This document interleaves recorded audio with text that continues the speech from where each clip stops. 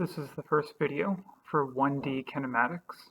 It's going to be talking about motion that's occurring in one dimension only, which will be distance and displacement, reference frames, speed and velocity, as well as acceleration. When we're studying kinematics, or just motion, you should know that it's part of the mechanics unit. Mechanics unit is what we're going to spend pretty much the entire first semester and a large part of the second semester covering. You'll sometimes hear it called linear motion, translational motion. The one part we don't do for mechanics is rotational, where objects will be rotating on an axis. We do circular motion, which will be similar. But all of this is just your introduction to kinematics. When we talk about motion, you have to be able to recognize an object has moved from one position to another position. So there has to be some, what they call, reference frame that you can refer to where the position was and where it is later. The most obvious thing would be something on a number line.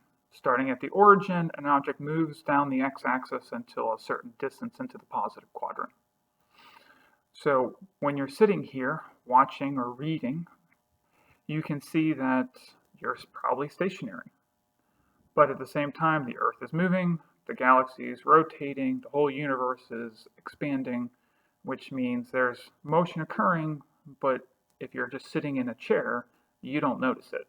So we have to have some frame of reference to be able to refer to motion occurring.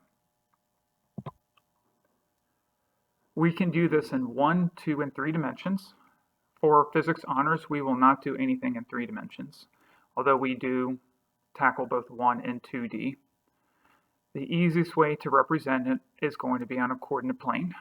So whether it's just a number line for 1 dimension or the XY graphs that we will be doing for 2 dimensions.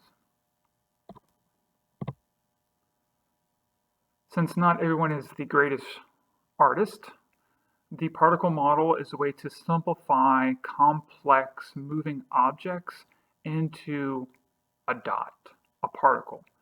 So as the person is running, as you can see in the stick figure or in the cutout from your textbook, there's arms that are going back and forth, legs that are moving back and forth, which means you'll be able to represent all of those people as a single dot or particle, so you don't have to worry about the motion of one arm versus one leg and vice versa. So no matter what the object is, even when we get into gravitation and planets, you will simply put a dot, and that represents the entire object. All the mass of the object is just a single dot in space. We're oversimplifying our problems. We're going to take these dots, these particle models, and then we're going to start moving the dots repeatedly. They're called motion diagrams. We used to use ticker tape, and the way it works is every single second on the second, a little device would make an imprint and make a carbon dot on a piece of paper, which means if you didn't pull the paper, the dot would be occurring at the same spot. So it would just get a little bit darker, a little bit darker, and a little bit darker. If you started to pull the tape as it was spooled up, it would then start making a dot every single second that would always be the same distance apart from the previous one because you're pulling the tape outward. Think of it like a yo-yo that you're unraveling. So we're going to look at these dots, which are sometimes similar to strobe light motion, and we're going to be able to interpret which way it's moving. Is it going fast? Is it going slow? Is it getting faster? Is it accelerating? Is it slowing down? Is it changing directions? All based on particle models. When looking at the images on the left, you can see the person is saying fast and using my cursor. The distance between each dot is larger than the distance between each of the dots below it. But each dot is drawn at the exact same time interval. So maybe this is 1 second, then 1 second, then 1 second. So in 1, 2, 3, 4, 5, 6 seconds, it spanned this entire ticker tape, white piece of paper. But here, almost roughly the same length of tape, but you can see there are significant more dots.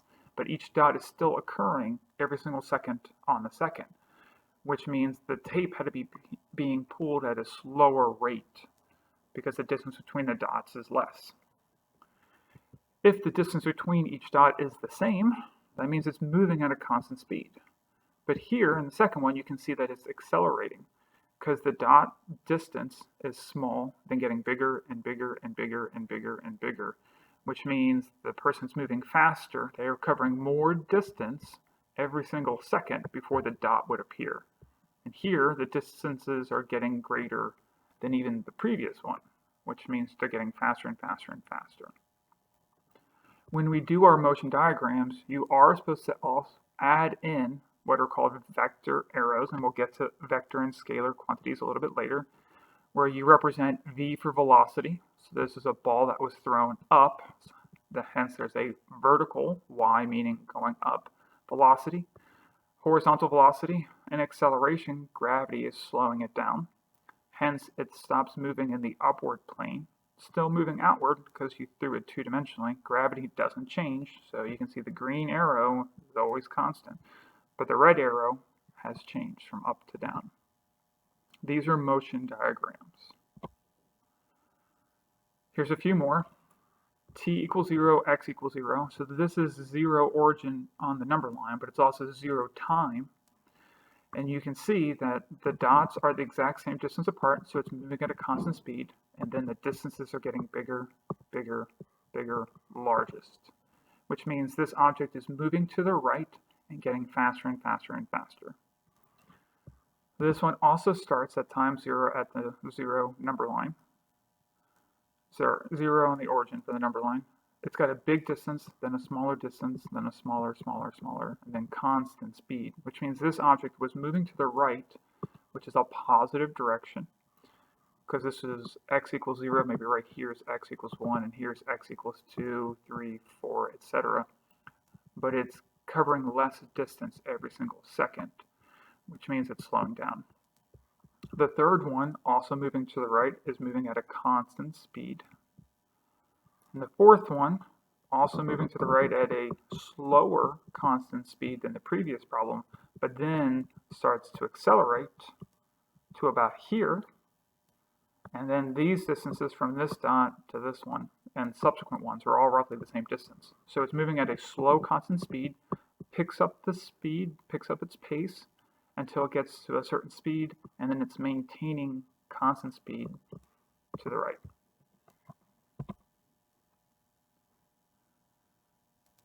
If you're starting to get the idea now for motion, then we can introduce some symbols and then eventually some equations. If you had chemistry, then this probably isn't the first time. That is a Greek delta. It's a capital D converted into symbol font if you're typing. That means the change of, or mathematically speaking, it's final minus initial. So you have to do time intervals. The change in time is subscript F meaning final, subscript I meaning initial, final time minus initial time. Displacement, which we're about to get into, is different than distance. This is all about where your position is. This is the final position minus the initial position.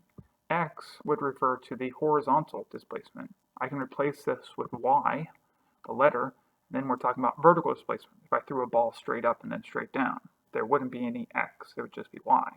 And if I could throw something out of the screen towards you, then we could replace it with Z.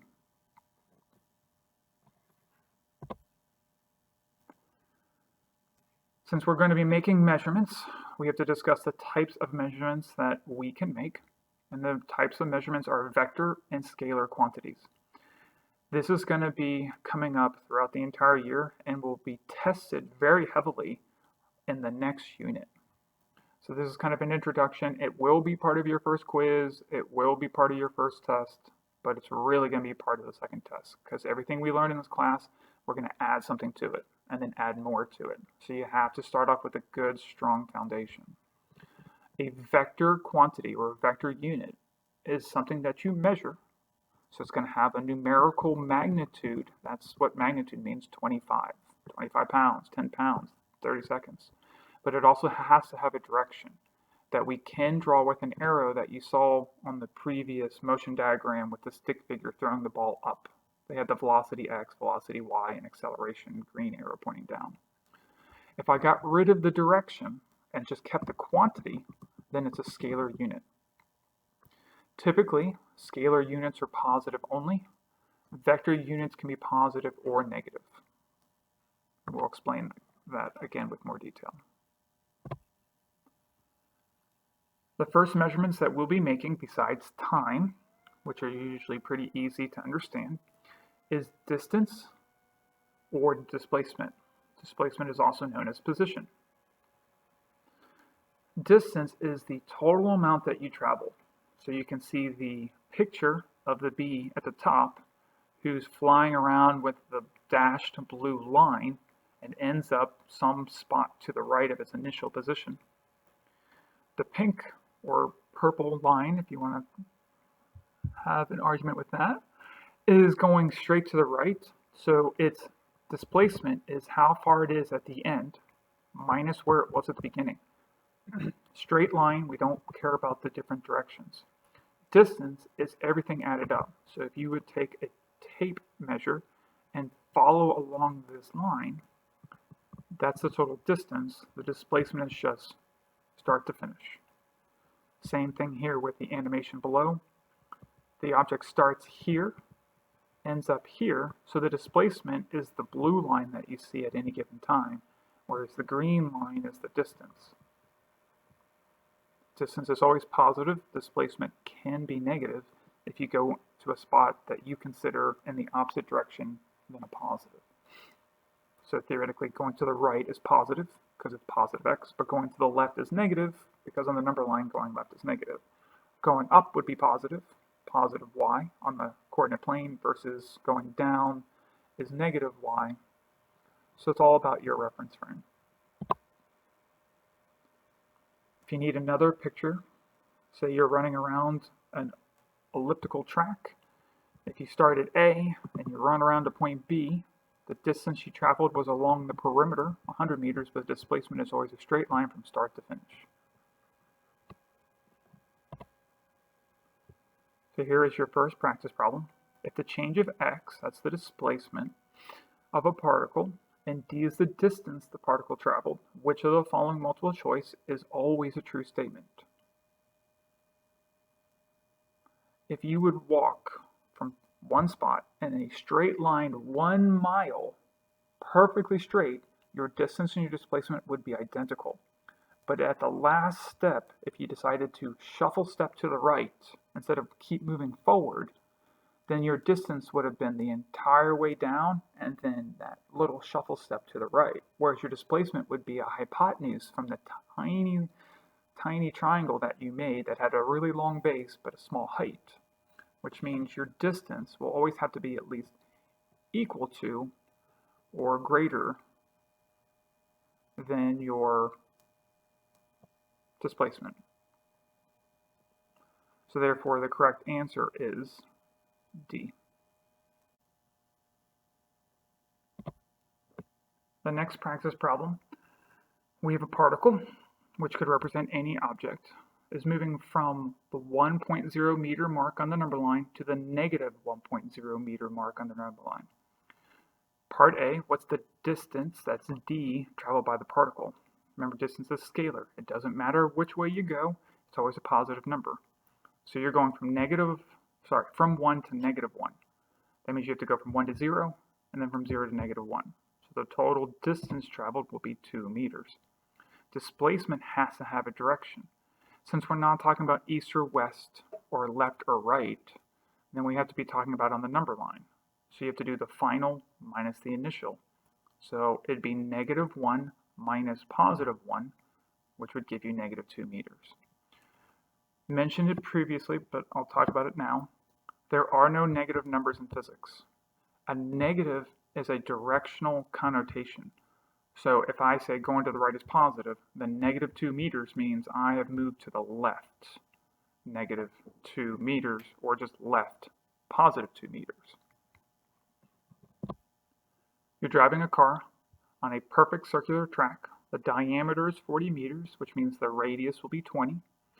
After you have driven around 2.5 times, how far have you driven? What is your displacement? So if I start here, and I'm driving 2.5 times around, I'm going to end up on the opposite side when everything is said and done, plus the fact that I've also gone 2 full times around on top of that half of the track. The change of x, or the displacement, would be where you are at the end to where you are at the beginning. I'm the diameter away, so the change of x is just 40 meters. But distance is going to be a little bit more complex. I have gone around the circle 2.5 times, so I have to calculate the circumference of the circle and then multiply that by 2.5. Circumference is 2 pi r, or just pi d, and I'm going to multiply that by the 2.5 times that it's done. The diameter is 40. 2.5 is the same thing as 5 over 2. I can simplify that down to 100 pi meters, which is fine. I can leave it like that if I want to. I could also take 100 and multiply it by 3.14, so it'd be 314, which I would round down to 2 sig figs of 310 meters. That'll be the end of the first video, and this will be where the second video takes off.